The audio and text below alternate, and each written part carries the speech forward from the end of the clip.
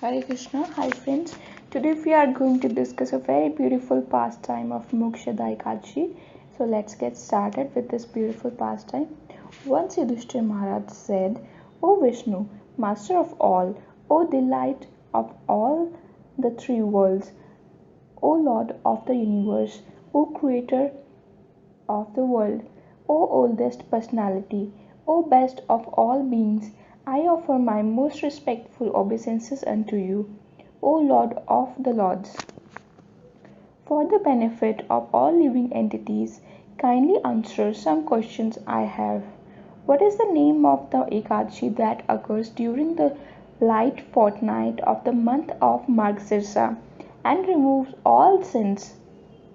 How does one observe it properly, and which deity is worshipped on that holiday? O Lord, please fully explain this to me. Lord Sri Krishna replied, O Yudhishthir, your inquiry is very auspicious and will bring you fame. Just as I previously exampled to you the dearest Utpanna Mahadwadashi, which occurs during the dark part of the month of Margshirha, which is the day when Ekadashi Devi appeared from my body to kill the demon Mora, and which benefits everything animate and inanimate in the three worlds. So, I shall now explain to you the Ekadashi that occurs during the light part of the month of Margshirha. This Ekadashi is famous as Mokshda because it purifies the faithful devotee of all sinful reaction and bestows liberation unto him. The worshipable deity of this day is Lord Damodara. With full attention and should worship with incense and with a ghee lamp, flower and buds of Tulsi Maharani. O best of king, please listen as I narrate to you the old and auspicious history of this Ekadashi. Simply by hearing this history, one can attain the merit earned by performing a horse sacrifice. By the influence of this merit, one forefather, mother, sons, and other relatives who have gone to hell can go to heaven. For this reason alone, O king, you should listen carefully to this narration. There was once a beautiful city named Champak Nagra, which was decorated with devotee Vaishnavas. There, the best of saintly king Maharaj Vaikhnasa ruled his subjects as if they were his own sons and daughters. The Brahmanas in that capital city were all expert in four kinds of Vedic knowledge. The king, while ruling properly, had a dream one night in which he, his father, was suffering the pangs of torture in the hellish planet. The king was overwhelmed with compassion and shed tears. The next morning, Maharaja Vaikhnasa described his dream to his council of twice born Vardhamanas. O Vardhamanas, the king said, in a dream last night I saw my father suffering on a hellish planet. He was crying out, O son, please deliver me from the torture of this hell. Now I have no peace, and even this beautiful kingdom has become unbearable to me. Not even my horses, elephants, and chariots give me any joy, and my vast treasury gives me no pleasure at all. Everything, O best of the Brahmanas, even my own wife and sons, has become a source of unhappiness since I beheld my dear father suffering the tortures of hell. Where can I go and what can I do? O Bardhamanas, to alleviate this misery. My body is burning with fear and sorrow. Please tell me what kind of charity, mode of fasting, what austerity, or what deep meditation I may perform to deliver my father from this agony and bestow liberation upon my forefathers. O best of Bardhamanas, what is the use of one's being a powerful son if one father must suffer on a hellish planet? Truly, such a son life is utterly useless. The twice born Bardhamanas replied, O king, in the mountainous forest not far from here is the ashram where the great saint Parvat Muni resides. Please go to him, for he knows the past, present, future of everything and can surely help you in your misery.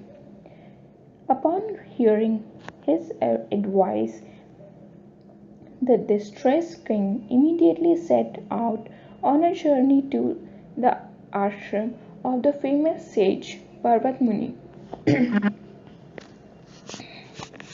The ashram was very big and housed many learned sages expert in chanting the sacred hymns and the four Vedas.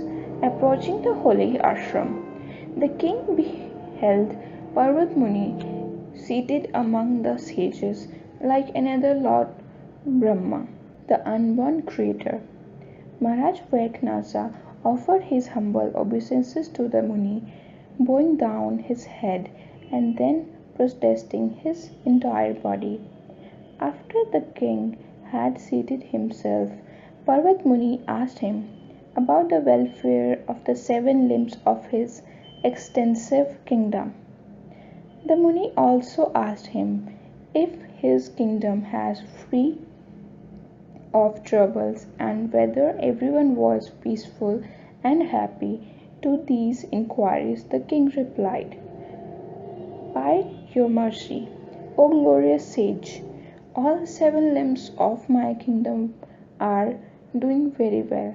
Yet there is a problem that has recently arisen, and to solve it I have came to you. Came to you for your expert guidance. Then Parvat Muni, the best of all sages, closed his eyes and meditated on the king's past, present, and future. After a few moments, he opened his eyes and said, Your father is suffering the result of committing a great sin, and I have discovered what it is. In his previous life, he quarreled with his wife when he enjoyed her sexually. During her menstrual period, she tried to resist his advances and yelled out, Someone please save me. Please, O husband, do not interrupt my monthly period. Still he did not leave her alone. It is an account of this grievous sin that your father has fallen into such a hellish condition. King Vexnasa then said, O greatest of sages, by what process of fasting or charity may I liberate my dear father from such a condition? Please tell me how I can remove the burden of his sinful reactions, which are a great obstacle to his progress toward ultimate liberation. Parvat Muni replied, During the light fortnight of the month of Margasirsa, there occurs an Ekadshi called Mokshda. If you observe this sacred Ekadshi strictly with a full fast and give directly to your suffering Father, the merit you thus obtain. He will be freed from his pain and instantly liberated. Hearing this, Maharaj Vaiknasa profusely. Hearing this, Maharaj Vaiknasa thanked the great sage and then returned to his palace. O Yudhishthir, when the light part of the month of Margasirsa at last arrived, Maharaj Vaiknasa faithfully and perfectly observed the Ekadshi fast with his wife, children, and other relatives. He dutifully gave the merit from this fast to his father, and as he made the offering, beautiful flowers showered down from the sky. The king's father was then praised by the messengers of the demigods and escorted to celestial regions. As the passed as he passed his son, the father said to the king, "My dear son, all auspiciousness unto you." At last he reached the heavenly planet. O son of Pandu, whoever strictly observes the sacred Mokshda Ekadshi, following the established rules and regulations, achieves full and perfect liberation after death. There is no better fasting day than this Ekadshi of the light fortnight of the month of Margasirsa, O Yudhishthir, for it is a crystal clear and sinless day.